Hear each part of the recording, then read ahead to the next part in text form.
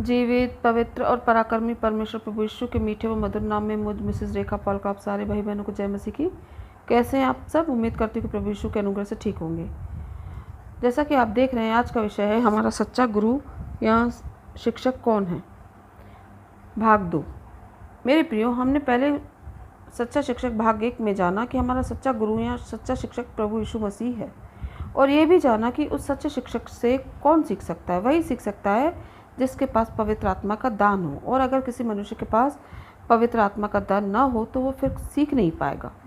जैसा कि हम पहला योना 2:27 में देखते हैं, पढ़ते हैं, और तुम्हारा वह अभिषेक जो उसकी ओर से किया गया तुम में बना रहता है, और तुम्हें इसका प्रयोजन नहीं कि कोई तुम्हें सिखाए, वरन जैसे वह अभिषेक जो उसकी ओर से किया गया तुम्हें सब बातें सिखाता है, और यह सच्चा है और झूठा नहीं, और जैसा उसने तुम्हें सिखाया है वैसे ही तुम उसमें बने रहते हो। मेरे प्रियो, परमेश्वर के संतानों को अभिषेक अर्थात पवित्र आत्मा दिया गया है कि वह सत्य के मार्ग में चलने में हमारी सहायता करे। जब विश्वासी मसीह में बने रहते हैं और परमेश्वर के वचन को पढ़ते हैं तो पवित्र आत्मा उन वचनों के सत्य को समझने में, उन वचनों को आत्मिक अर्थ को समझने में हमारी सहायता करता है। विश्वासियों को ऐसे लोगों की आवश्यकता नहीं है जो बाइबल रहित सिद्धांतों की शिक्षा देते हैं। मेरे प्रियो, हमारा सच्चा गुरु प्रभु यीशु मसीह है। जैसे यूहन्ना 14:16-17 में पढ़ते हैं, और मैं पिता से विनती करूंगा और वह तुम्हें एक और सहायक देगा कि वह सर्वदा तुम्हारे साथ रहे। यहाँ पर प्रभु अपने शिष्यों से कहते हैं कि मैं अपने पिता से उन लोगों के लिए विनती करूंगा कि उनकी अनुपस्थिति में परमेश्वर उन्हें सीखने के लिए एक सहायक देगा। यहाँ पर प्रभु यीशु मसीह पिता से एक मनुष्य बनकर प्रार्थना कर रहे हैं। अगर हम 17 अध्याय पढ़ते तो वहाँ लिखा है, अर्थात सत्य का आत्मा संसार जिसे ग्रहण नहीं कर सकता, क्योंकि वह उसे न देखता है और न ही उसे जानता है। तुम उसे जानते हो क्योंकि वह तुम्हारे साथ रहता है और वह तुम में होगा। मेरे प्रियो, सत्य की आत्मा को संसार कभी ग्रहण नहीं कर सकता, क्योंकि अपने शारीरिक आंखों से वह उसे देख भी नहीं सकता, क्योंकि वह एक आत्मा है। मेरे प्रियो, इसे वही जानता है जो इसे ग्रहण करता है, वह उनके साथ रहती है। पवित्र आत्मा को कोई देख नहीं सकता, क्योंकि वह तो विश्वासियों के हृदय में वास करती है। केवल विश्वासी इसे देख सकते हैं, उसे जान सकते हैं। जैसे कि यूहन्ना 10:27 में अगर हम देखते हैं तो वहाँ लिखा है, मेरी भेड़ें मेरा शब्द सुनती हैं और मैं उन्हें जानता हूँ और वे मेरे पीछे चलती हैं।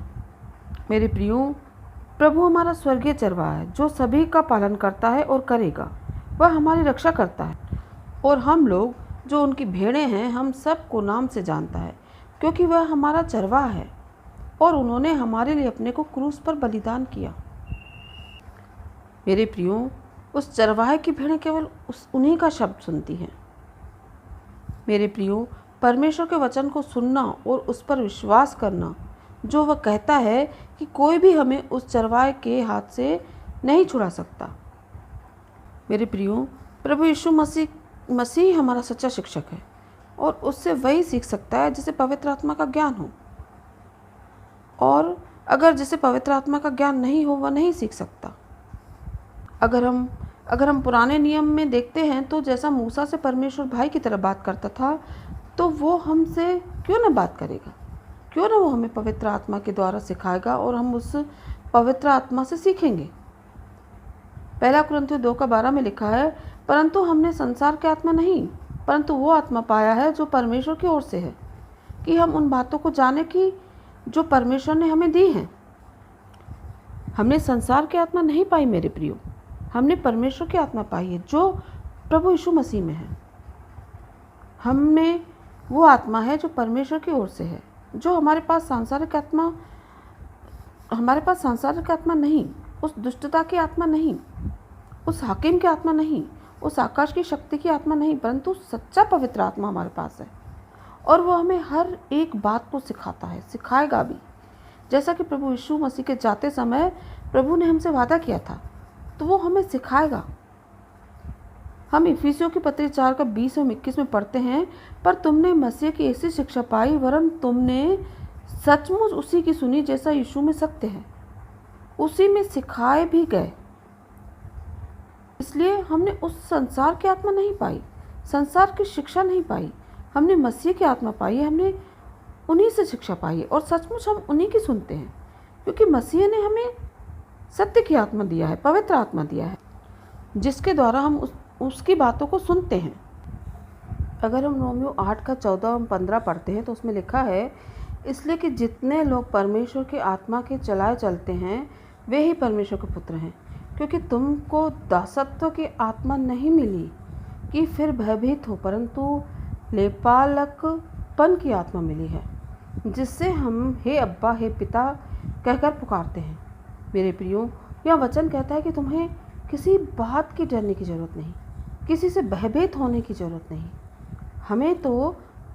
हमें परमेश्वर की आत्मा मिली है। मेरे प्रियो, कभी कभी लोग हमें डराते हैं कि तुम जब तक प्रधानों पासवानों से नहीं सीखोगे तो बिल्कुल भी पवित्र शास्त्र का ज्ञान नहीं सीख पाओगे। परंतु मेरे प्रियो, हमें ये याद रखना चाहिए कि हम में सत्य की आत्मा परमेश्वर की आत्मा है, वही हमें सिखाएगा। इसी तरह से हम प्रेरितों की पुस्तक में भी देखते हैं, प्रेरितों के काम में भी देखते हैं, उन्हें भी धमकाया और डराया गया था।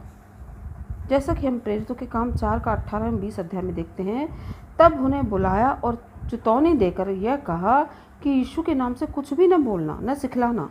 परंतु पतरस और यूहन्ना ने उनको उत्तर दिया कि तुम ही न्याय करो कि क्या यह परमेश्वर के निकट भला है कि हम परमेश्वर की बातों से बढ़कर तुम्हारी बात माने, क्योंकि यह तो हमसे हो ही नहीं सकता कि जो हमने देखा और सुना वह न कहें। यहाँ पर भी हम यह देखते हैं कि प्रेरितों को भी धमकाया जाता था कि यीशु मसीह के नाम से क्यों बोलते हो और क्यों सिखाते हो। तो प्रेरित उनसे कहते हैं कि आप ही बताइए, ये हम मनुष्य की बातों को माने कि इस ब्रह्मांड का परमेश्वर है उनकी बातों को माने। अगर तुम कहोगे कि तुम्हारी बातें माने तो ये हम नहीं कर सकते, क्योंकि जो हमने अपनी आँखों से देखा और सुना है हम वही करेंगे। मेरे प्रियो, सत्य को पहचानो, सत्य को परखो कि हमारा सच्चा गुरु या हमारा सच्चा शिक्षक कौन है।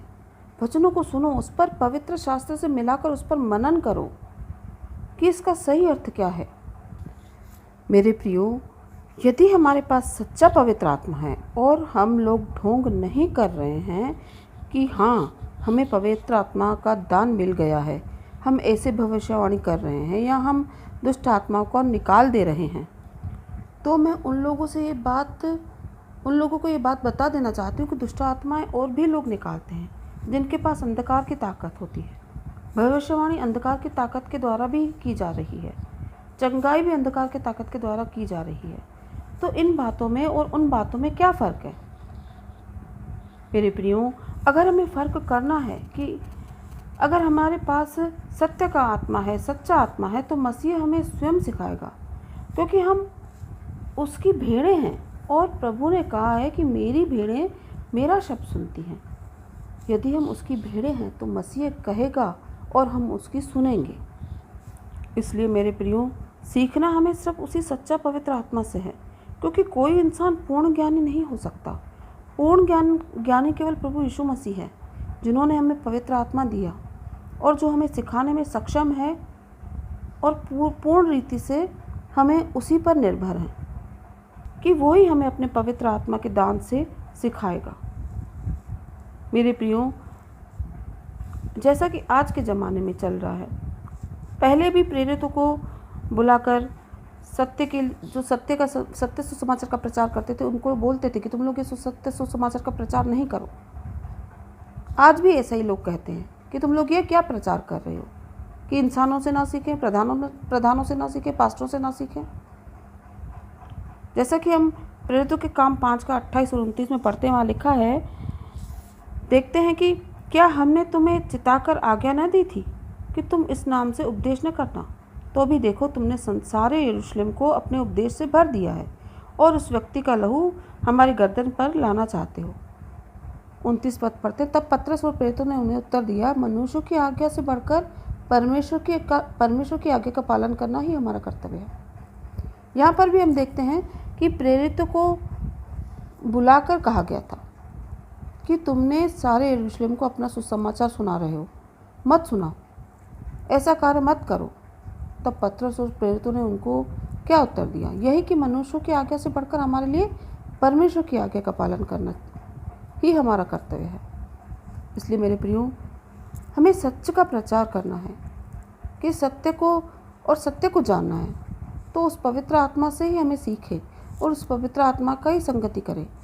अगर हम पवित्र आत्मा का संगति प्रतिदिन करें, पवित्र शास्त्रों को हम प्रतिदिन पढ़ें, तो हमें एक गूढ़ रहस्य, हर एक सच्चाई हम समझ पाएंगे। अन्यथा हम मनुष्यों के पास या प्रधानों के पास जीवन भर दौड़ते रहेंगे तो भी हम कुछ भी नहीं सीख पाएंगे, क्योंकि वचन भी यही कहता है, श्रापित है वो मनुष्य जो मनुष्य पर भरोसा करता है और धन्य है वो जो परमेश्वर पर भरोसा रखता है। क्योंकि मनुष्य में उद्धार करने की शक्ति नहीं है, बिल्कुल भी नहीं है। हम 1 कुरिन्थियों 14 का 34 और 35 में पद में पढ़ते हैं तो वहाँ लिखा है, स्त्रियां कलीसिया की सभा में चुप रहे, क्योंकि उन्हें बातें करने की आज्ञा नहीं परंतु अधीन रहने की आज्ञा है, जैसा व्यवस्था में लिखा है। हम यहाँ पे क्या देखते हैं कि वचन हमें कह रहा है कि स्त्रियों को कलीसिया की सभा में चुप रहना है, क्योंकि जिस तरह से लिखा है कि स्त्रियां कलीसिया में बोलना नहीं चाहिए, इसलिए स्त्रियों को चुप रहना चाहिए। और अगर हम 35 पद पढ़ते तो वहाँ लिखा है कि और यदि वे कुछ सीखना चाहे तो घर में अपने अपने पति से पूछें, क्योंकि स्त्रियों को कलीसिया में बात करना लज्जा की बात है। इसलिए मेरे प्रिय, इस वचन को हमें समझना है। परमेश्वर हमारे पति के समान है और हम एक स्त्री हैं, वही एक दूल्हा है और हम उसकी दुल्हन हैं। अगर हम इस वचन को समझने के लिए किसी कलीसिया, कोई चर्च, कोई मंडली को, सांसारिक मंडली होती है जहाँ एक भवन होता है जिसमें बैठ के सब परमेश्वर की आराधना करते हैं, और अगर हम उस जगह पर जाते हैं तो वहाँ प्रचारक पवित्र शास्त्र से प्रचार कर रहा हो, मसीह का प्रचार कर रहा है। यदि वह प्रचार ऐसा कर रहा हो, अगर हम उस प्रचार से संतुष्ट नहीं हैं, लेकिन वो संतुष्ट नहीं है और यहाँ हमें लगता है कि वो गलत वचन में कहीं गलत प्रचार कर रहा हो, लेकिन फिर भी वो पवित्र आत्मा से होकर बोल रहा है, शायद वो वचन आपके लिए या हमारे लिए नहीं हो, किसी और के लिए हो, तो हमें उसका विरोध नहीं करना है।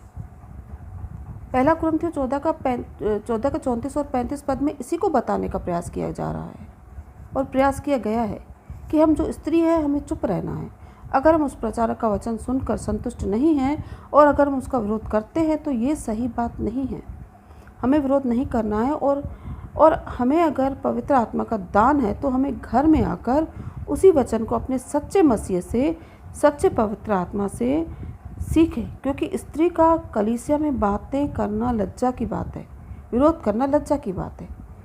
यदि हम वहाँ पर उसका विरोध करते हैं तो हम मसीह का मजाक उड़ाने का कार्य करेंगे, फिर हमारे सिर पर ओढ़नी ना होगा, हमारे लिए ये लज्जा की बात होगी। हो सकता है अगर उस वचन में आपको कुछ संदेह है तो हमारे पास पवित्र शास्त्र है, हम उसमें से मिलाएं। चूँकि हमारे पास पवित्र आत्मा का दान है तो पवित्र आत्मा हमसे बातें करेगा, हमें सिखाएगा। हम घर में अपने अपने पति से अर्थात प्रभु यीशु मसीह से पूछें। इसलिए वचन क्या कहता है कि तुम जो स्त्री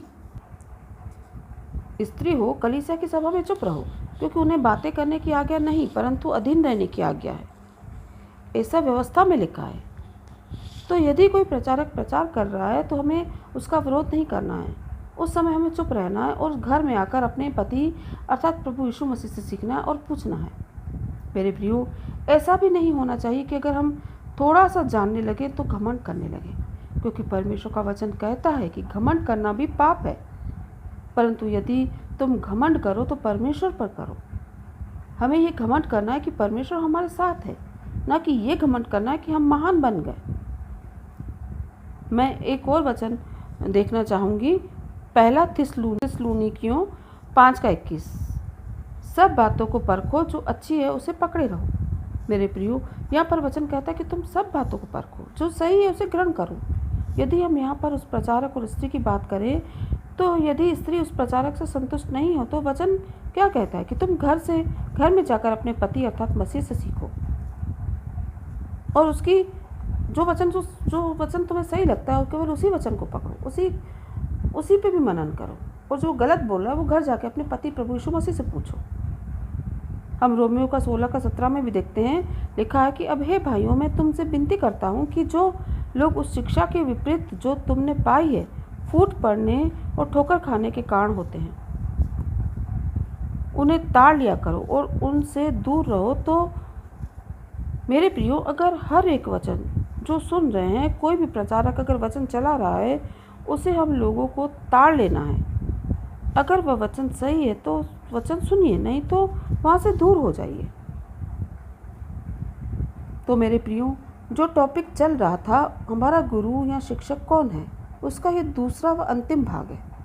और मैं उम्मीद करती हूँ कि आप सभी को हमारा गुरु या हमारा शिक्षक कौन है अच्छी तरह वचन के द्वारा समझ आ गया होगा, और उसी गुरु के माध्यम से सच्चा और सही ज्ञान हमें सीखने की ज़रूरत है, ना कि प्रधानों मनुष्यों के पीछे भागते रहेंगे।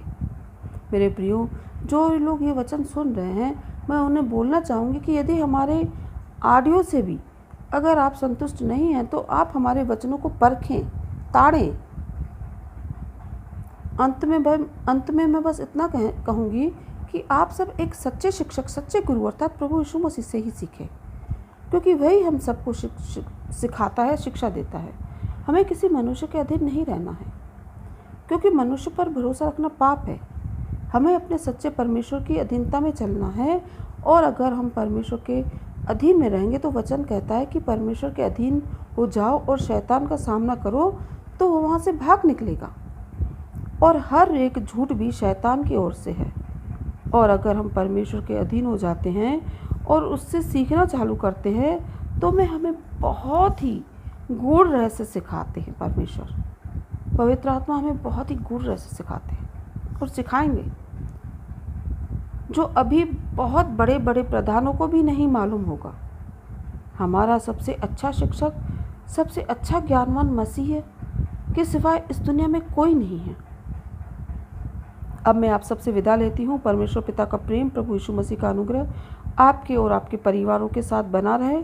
आमीन। जय मसीह की। God bless you.